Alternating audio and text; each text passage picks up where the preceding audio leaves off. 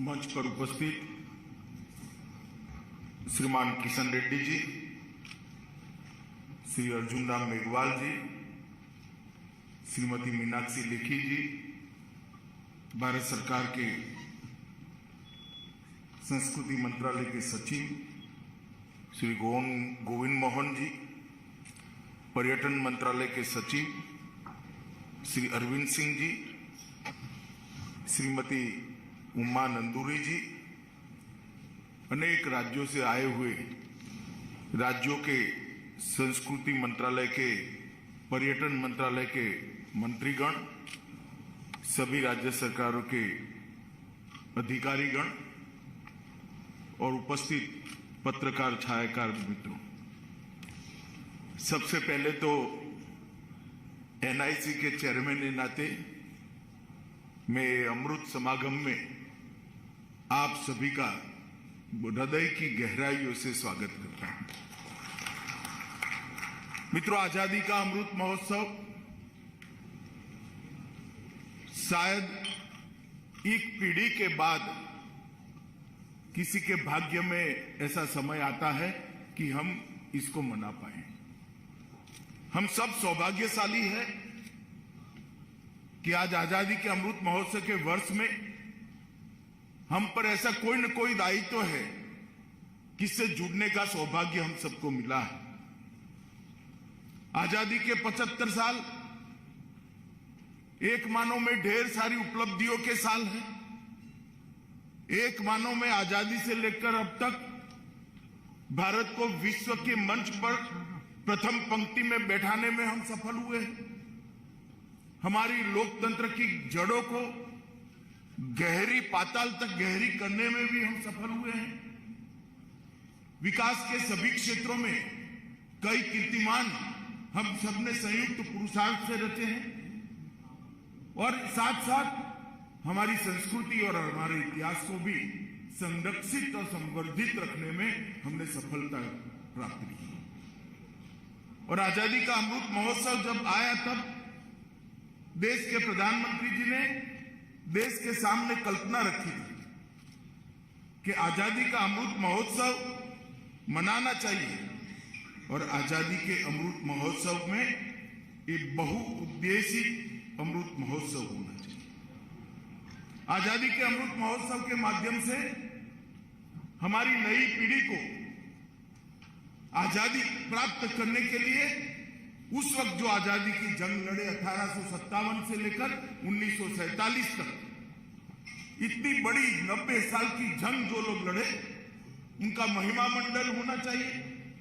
नई पीढ़ी को इनके बलिदान, त्याग, तपश्चर्या इसकी जानकारी मिलनी चाहिए और नई पीढ़ी वो देशभक्ति के जज्बे से तरबरोर होनी चाहिए। इसके साथ साथ आजादी के अमृत महोत्सव से लेकर आजादी के शताब्दी तक ये जो 25 वर्ष का कालखंड है उसको प्रधानमंत्री जी ने आजादी के अमृत काल के रूप में मनाने का एक फैसला लिया है।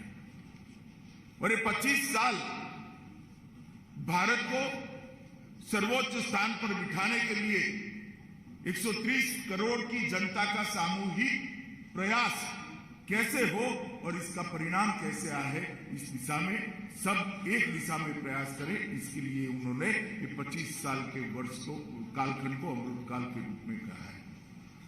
इसके साथ ही आजादी के अमृत महोत्सव के वर्ष को उन्होंने संकल्प वर्ष के रूप में भी मनाने का निर्णय किया है और हम सबका आह्वान किया है, पूरे देश की जनता का आह्वान किया है कि आजादी के अमृत महोत्सव के वर्ष में हम व्यक्तिगत रूप से भी कोई न कोई संकल्प ले जो भारत को आगे बढ़ाए।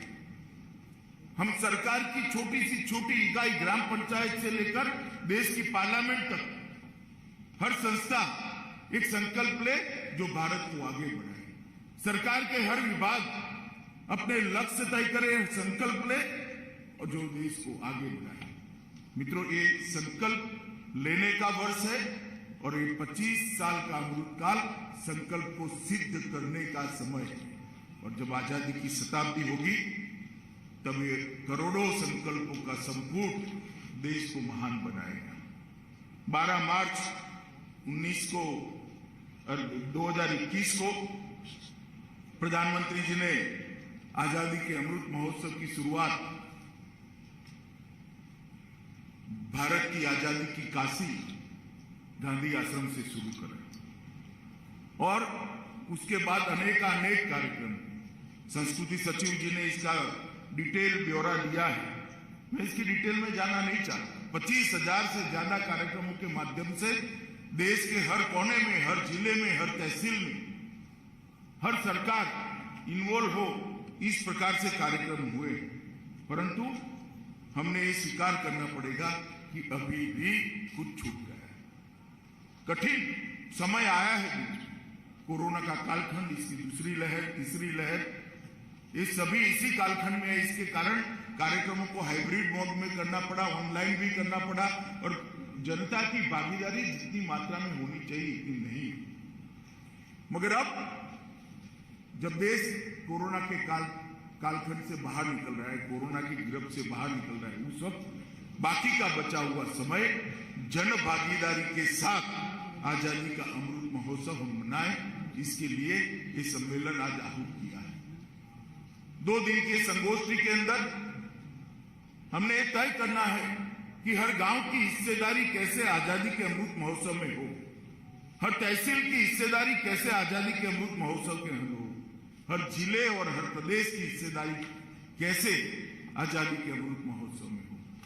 और देश, इतना बड़ा देश, इसके हर क्षेत्र की हिस्सेदारी किस प्रकार से आजादी के अमृत महोत्सव में हो, इसके लिए हमने कार्यक्रमों की रचना भी करनी है और कार्यक्रमों को सफल भी करना है।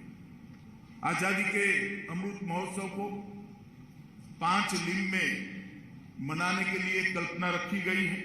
Freedom struggle, idea at 75, achievements at 75, action at 75, resolve at 75। ये 5 लिंग के अंदर हमारे आने वाले समय का हमें प्लानिंग करना चाहिए। और मैं सभी राज्यों के मंत्री महोदय को आग्रह करना चाहता हूं, सभी राज्य के सचिवों को भी आग्रह करना चाहता हूं, राज्यों की हिस्सेदारी, हर गांव की हिस्सेदारी कैसे बढ़े, ये हम सुनिश्चित करें।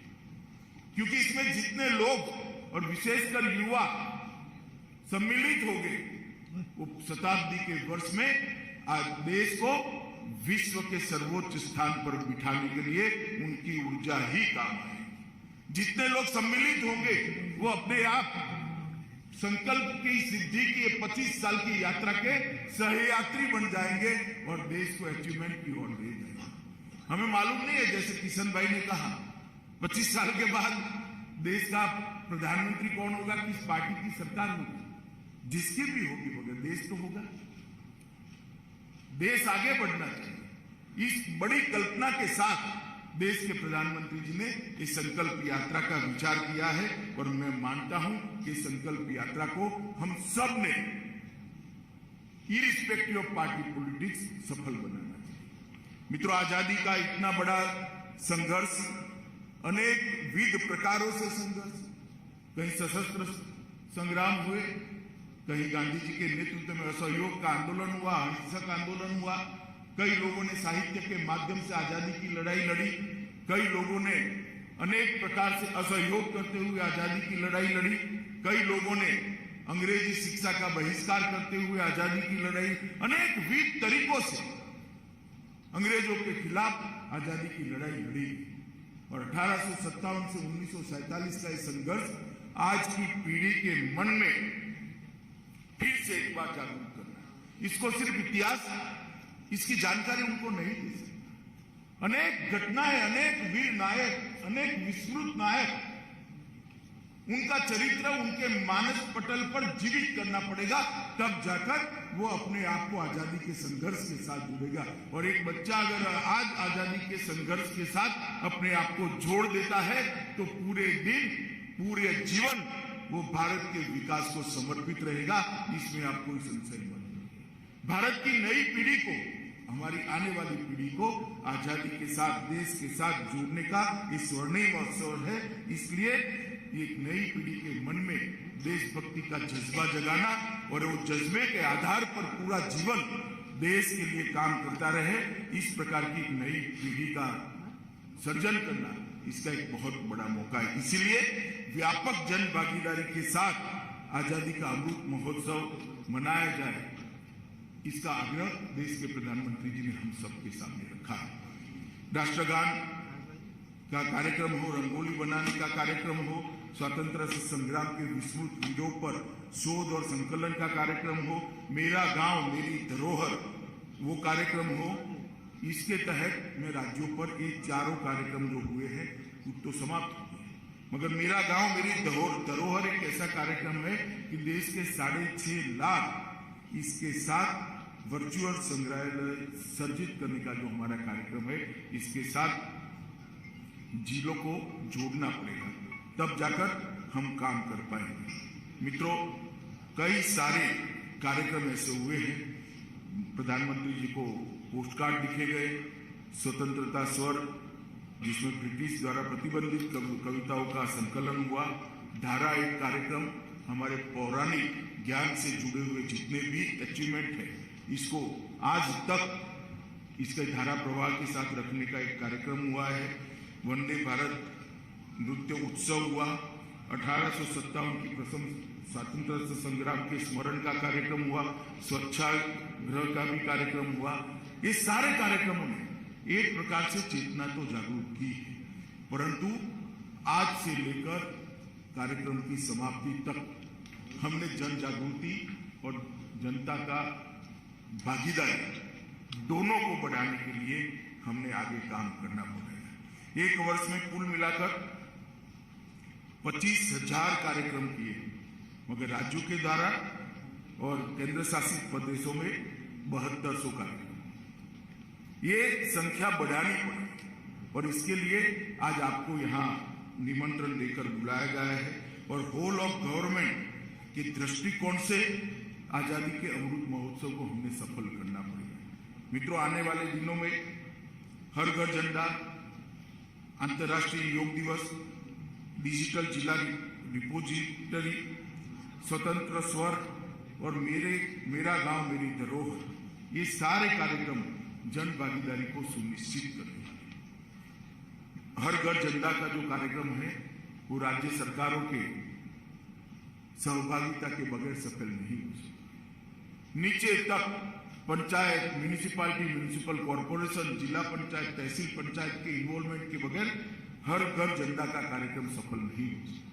हर स्कूल की हिस्सेदारी के बगैर ये सफल नहीं हो सकता। हमने इसको आगे बढ़ाना पड़ेगा और मैं आप सबसे अनुरोध करता हूं कि हर घर झंडा, अंतर्राष्ट्रीय योग दिन, डिजिटल जिला रिपोजिटरी, स्वतंत्र स्वर और मेरा गांव मेरी धरोहर, ये सभी कार्यक्रमों की जानकारी लेकर अपने अपने राज्य में वो सफल हो, इसके लिए हम आगे बढ़े। स्वतंत्रता आंदोलन से जुड़े स्थलों की पहचान नए सिरे से उपलब्ध कराना। गांव, एक भी गांव ऐसा नहीं है जिसने स्वतंत्रता आंदोलन के लिए कुछ नहीं, एक भी जिला ऐसा नहीं है जहां कोई बड़ी घटना नहीं हुई। क्या हम वो घटनाओं को, उसकी स्मृति को पुनर्जीवित कर सकते हैं? स्कूलों को, बच्चों को हम स्वतंत्र सेनानियों के घर पर, उनके गांव में ले जाने का कार्यक्रम कर सकते हैं। मैं मानता हूं ऐसा करने से एक अद्भुत राष्ट्रभक्ति की चेतना की जागृति होगी और बच्चे, हमारी नई पीढ़ी इसके साथ जुड़ेगी। और मित्रों, मैं मानता हूं कि कॉलेजों को भी इसके साथ जुड़ना चाहिए। 75 कॉलेजों का एक संपुट बनाकर राज्य भर में जितने भी स्वतंत्रता की लड़ाई के साथ जुड़े हुए हमारे स्मृति स्थल है, उसका महिमा मंडन करना, उसका फिर से लोगों के स्मृति पट पर पुनर्जीवित करना, इस प्रकार के कार्यक्रम करने से हमें बहुत फायदा होगा। पत्रकारिता में भी बहुत सारे स्वतंत्रता संग्राम के साथ पत्रकारिता के माध्यम से भी देश की बहुत सारे लोगों ने सेवा की। पत्रकारिता के विद्यार्थियों को आजादी में पत्रकारिता की भूमिका, इस विषय पर अगर हम जोड़ते हैं तो बहुत काम हो सकता है। नाट्य और संगीत में जो रुचि रखते हैं, उस वक्त कला का भी उपयोग कर ढेर सारे लोगों को आजादी के आंदोलनों के साथ जोड़ने का प्रयास हुआ था, उसके हमने आगे बढ़ाना चाहिए। फाइन आर्ट्स के विद्यार्थियों को भी जोड़कर एक नई चेतना की जागृति करनी चाहिए।